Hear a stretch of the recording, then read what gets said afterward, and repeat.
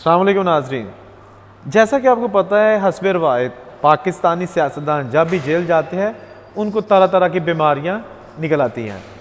अभी राना सनाउल्लाह जेल में हैं और उनको उनके दामाद और उनके घर वालों ने ऐसी ऐसी बीमारियों में मुब्तला कर दिया है, ऐसी ऐसी बीमारियों की निशानदेही की है कि लगता है कि राना सनाउल्लाह को खुद भी नहीं पता होगा कि उनको इतनी ज़्यादा बीमारियां हैं।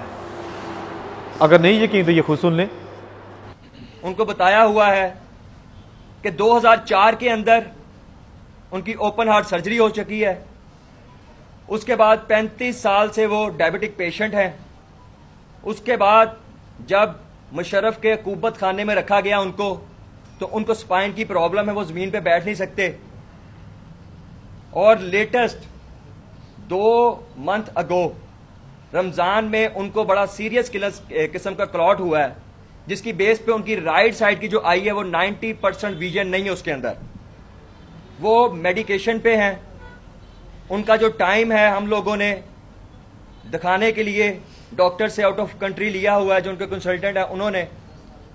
दूसरी जानब ये कहा जा रहा है कि राना सनाउल्लाह को जेल में सहूलतें नहीं दी जा रही, तो क्या बंदा पूछे कि वो वलीमे पे थोड़ी गए हैं या ससुराल में थोड़ी गए हैं। भाई जेल है, ये तो अच्छा है कि उनको जो है ना वहाँ पे रखा गया अच्छे तरीके से। वहाँ पे जिस तरह आम गरीब आदमी को, बेचारे मजदूरों को छोटे छोटे मुकदमात में उल्टा लटकाया जाता है, वैसा नहीं किया जा रहा, ठीक है ना। तो जो दूसरे लोग वहाँ पे हज़ारों पाकिस्तानी मेहनतकश झूठे मुकदमात में जेलों में हैं, उनका ख्याल नहीं आया। राना साहब की दाढ़ी बड़ी हुई है, राना साहब को ये हो गया वो हो गया। कुछ खुदा का खौफ करें यार। कि मेरी वालदा, मैं, मेरी वाइफ, हम राना साहब को पहचान नहीं सके।